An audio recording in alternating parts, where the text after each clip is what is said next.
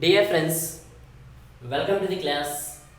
In this class, I am going to discuss about permanent way or a components of railway track. We will see what is permanent way.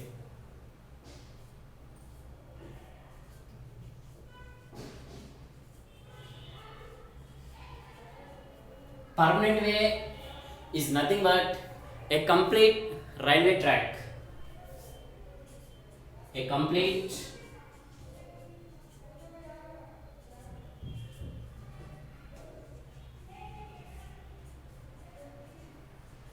railway track is nothing but permanent way. Understand or no? So in the study of permanent way, we will study about the different components of railway track.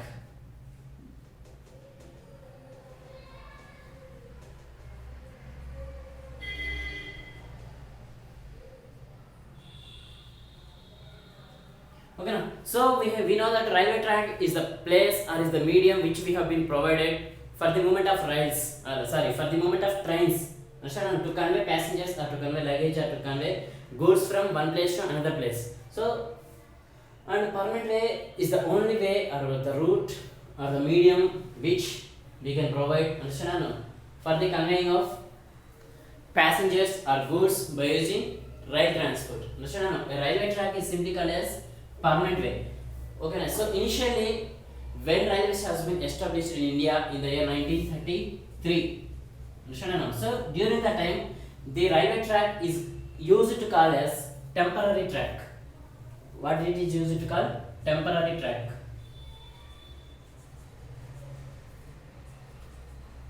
But nowadays, the railway track is used to call as permanent way or permanent track. Understand? Temporary way or temporary track is also called as way or track, whatever it may. Okay, now so permanent way or what is temporary way or what is temporary track?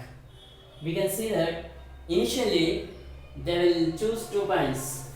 This is point A and this is point B. And if they needed to connect these 2 points by using rail transport, understand? So they need to construct a railway track. So initially at the time, whenever they do use or whenever they need, at the time only they used to construct the railway track, and once they use or once the need have been completed or accomplished, so then they will remove the track, understand? And then they will use the track or the components of the railway track to establish a railway route between some other places. Like initially there is a need, it means initially they need to convey some amount of goods from A to B. So then they construct a track between A to B. After that, again they need to transfer or they need to convey goods from B to C. Understand? No? So this is a B. C is the another point.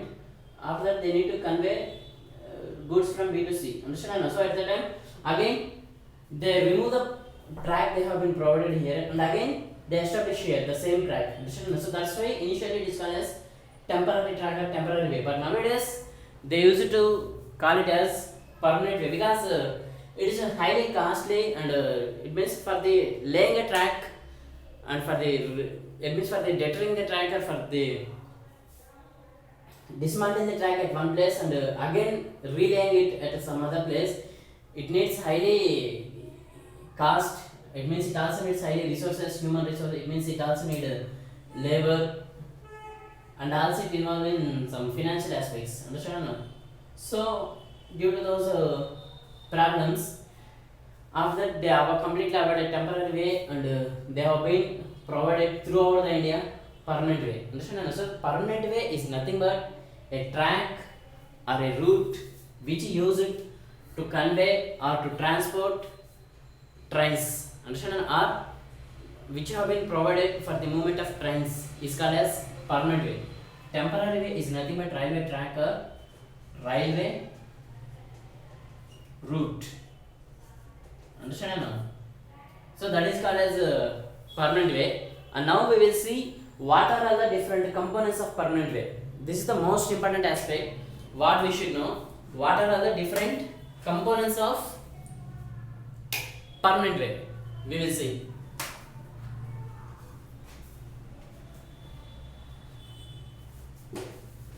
So already we have discussed that railway track having so many components. Understand? It means the design, construction, management, and also its planning involving in so many operators and so many components.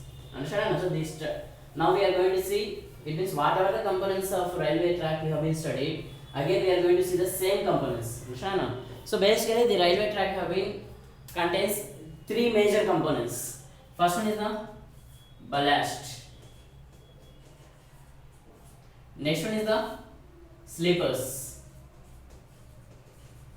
And another one is the rails. So these three are the major and most important components of a railway track or a permanent way. Okay, so already we have been discussed that ballast. Ballast is the bed of coarse aggregate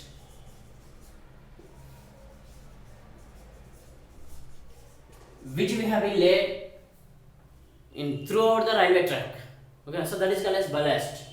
Coarse aggregate is nothing but a crushed or broken stone. Understand? And mostly as a ballast we will use broken granite or crushed granite, sandstone,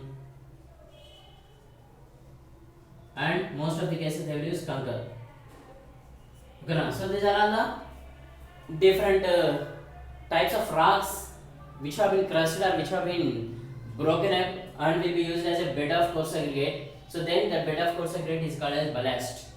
And next one is the sleepers. Sleepers are the type of concrete blocks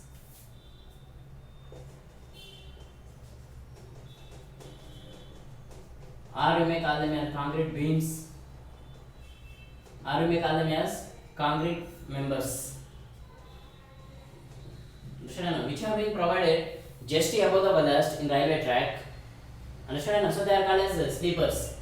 And the next one is the rails. Rails are called as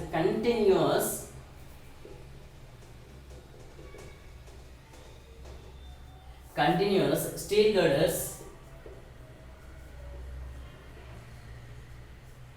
provided throughout the railway track are called as steel girders. Understand? And one more thing, steel girders are the steel members. Understand? And the rails may be channel sections or the rails may be beams, I-beams. Understand? And we need to remember that the specific distance between two parallel rails in a railway track is called as gauge distance. So this is the one of the important concept we are going to discuss in this subject, that is gauge or gauge distance. Based upon this gauge distance, the railway tracks also have been classified into three different types. They are narrow gauge, meter gauge, and broad gauge. Okay. In next session we will discuss about this topic. And in this session, let me discuss about what is permanent way, what are the different components of permanent way. Okay. So these are the three basic components of permanent way. First one is ballast, next one is sleepers, and next one is rails. Understand?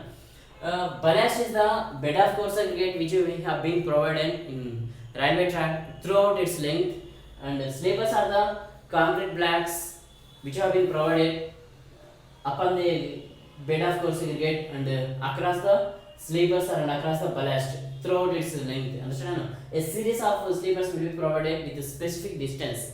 Understand?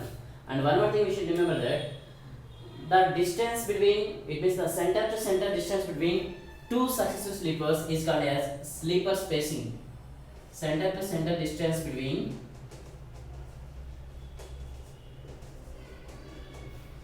two successive sleepers is called as sleeper spacing.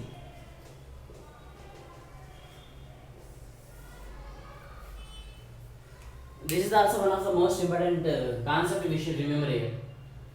Next one is the rails. Rails which have been made up with steel, and throughout the railway track they have been provided. Understand?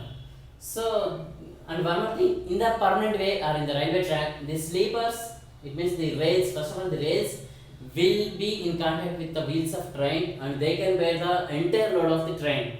And in permanent way, the rails can bear moving load, because train is generally considered as moving load or rolling load. rolling a moving load. So in the design of a railway track or in the design of permanent way, we should have certain knowledge and we should have certain awareness about the design of structural members under the moving loads and under the rolling loads, because this is the something different aspect when compared to the dead load and when compared to the live load. Understand? In case of beams or in case of buildings, the moving loads or the rolling loads we do not consider. Understand? But coming to railway track, we need to consider moving loads and rolling loads. Understand? So these are somewhat different aspects in structural engineering. This is the ballast, sleepers and rails. So these three are the most important components of permanent way. Rails can bear the entire load of train and they can transfer their load to the sleepers, and then the sleepers can bear the entire load of the train, and then they can also need to bear the different types of stresses caused due to the load of train within sleepers. Understand? And after that, the sleepers will transfer that load to the ballast. Understand? And the ballast will bear the entire load of the train which have been, it means which have been get by the sleepers, and the ballast will distribute. This is the most important point you should remember. Ballast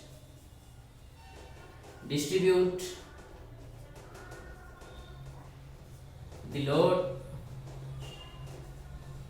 of train throughout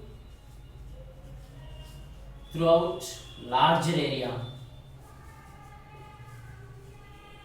The ballast will distribute the load of the train throughout the larger area to the ground. Understand? So these are all the different roles of permanent way. And now we will see the diagram of permanent way. This is the most important thing. Then only we can able to understand what is permanent way or what is railway track.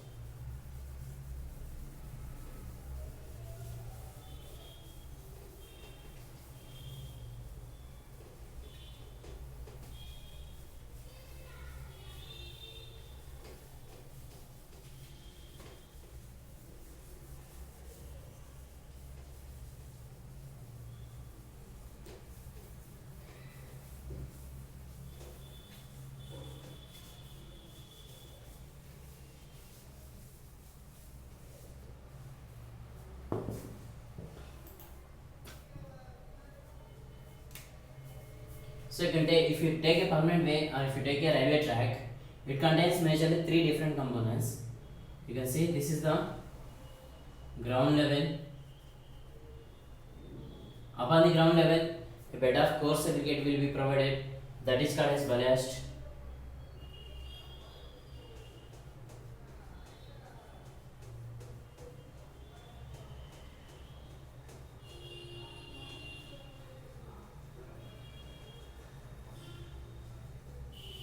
So this is ballast, a bed of coarse aggregate we may call it.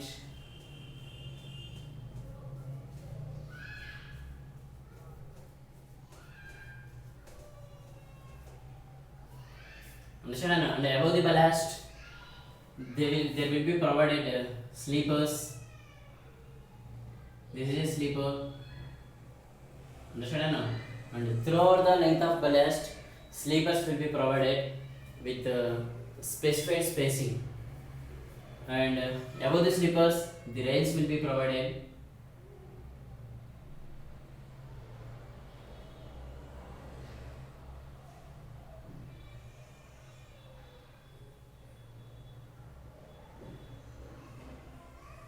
Understand? So these are all the different components of permanent way.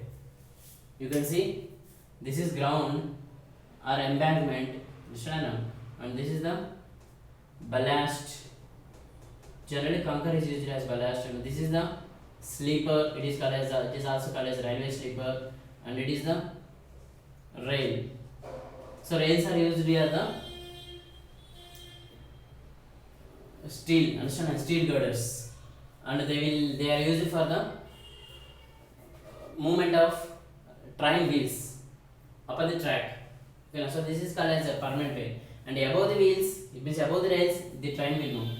So this is the, you may assume that this is a train, understand, and it will move on here.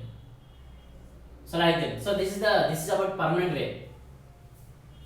Okay, now so you can see here, in permanent way, so many components will be there: rails, sleepers, ballast, understand, and one more component will be there. They are called as fasteners or fittings. Fasteners and fittings are the apparatus or the instruments or the devices or the means which will be used to connect sleepers to the rails are called as fasteners and fittings.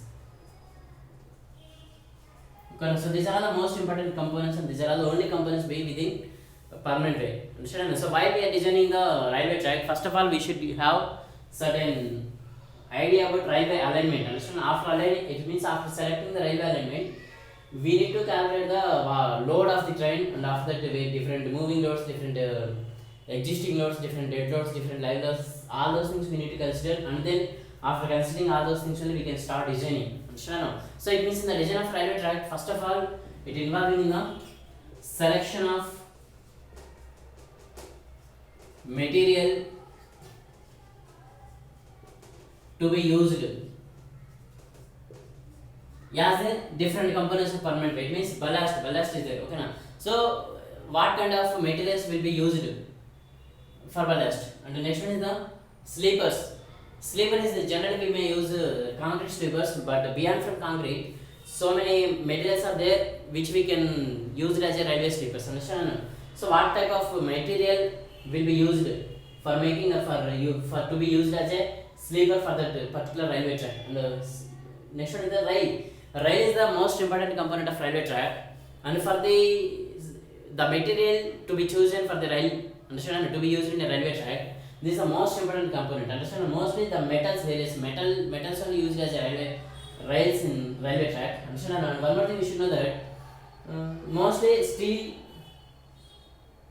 will be used as rails, and instead of steel, sometimes cast iron also used as rails. Understand? And the next one is the coming to sleepers. In sleepers, mostly we will use concrete sleepers. In concrete, we can use RCC sleepers or pre-stressed concrete sleepers.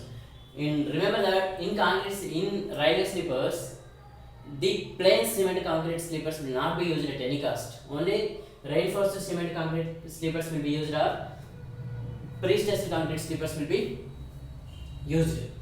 Understand? And next one is the sometimes timber also used as sleepers, timber sleepers. Understand? And sometimes steel sleepers will be used, and sometimes cast iron sleepers also will be used. Okay, so these are all the different materials which are used as the sleepers. Concrete, it means RCC, pre-stressed concrete, timber, steel, cast iron. And coming to rails, steel and cast iron will be used as rails. And coming to ballast, as a ballast, we can use different materials like granite, sandstone, limestone, concrete. Understand? So these are all the different types of materials which will be used as a ballast. So this is about permanent way. Understand? And the only one more thing we should know about permanent way is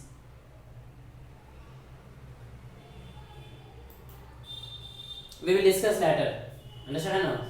It means we will discuss later, because there is a classification of rails.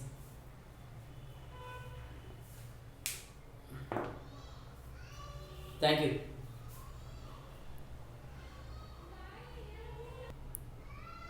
And two more concepts are there regarding permanent way or regarding railway track. They are sleeper density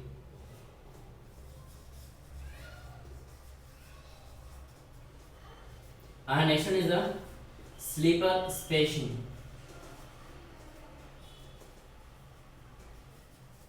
Understand? So if you take a railway track, you take it, this is a railway track.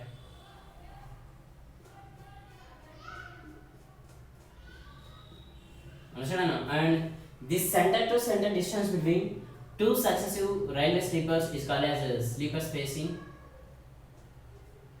This is called as a sleeper spacing, and the sleeper density is nothing but per unit length of railway track, how many number of sleepers to be used. That is called as sleeper density. Understand or no? So the sleeper density is nothing but number of sleepers per unit rail length is called as the sleeper density. In India, generally the sleeper density we will use as m plus 4 to m plus 7. M plus 4 to m plus 7. So where m is the length of rail.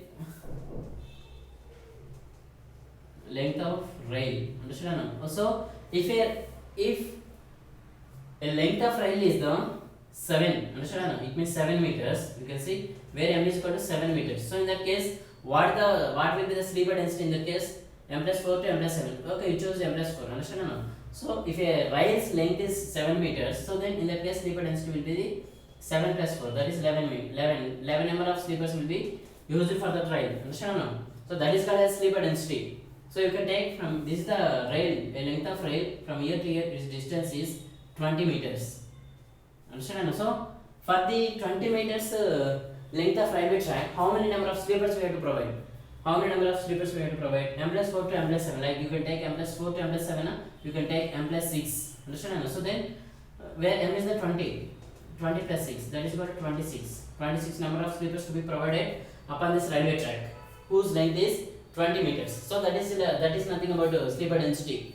Understand or not? In India, we will use the sleeper density as m plus 4 to m plus 7. In United States of America, sleeper density will be used as m plus 11. So it means the sleeper density will be changes from terrain to terrain, place to place, country to country. Understand or not? So the sleeper density is primarily dependent upon the load of the train and it is the characteristics of the topography and geology of that area. Okay, now based upon those parameters, we can decide the sleeper density as per our Indian recommendations. In our India, the sleeper density we are using as m plus 4 to m plus 7. And actually, the sleeper spacing. This is nothing but first of all we need to calculate the sleeper density, and then based upon that sleeper density, then only we can calculate the sleeper spacing.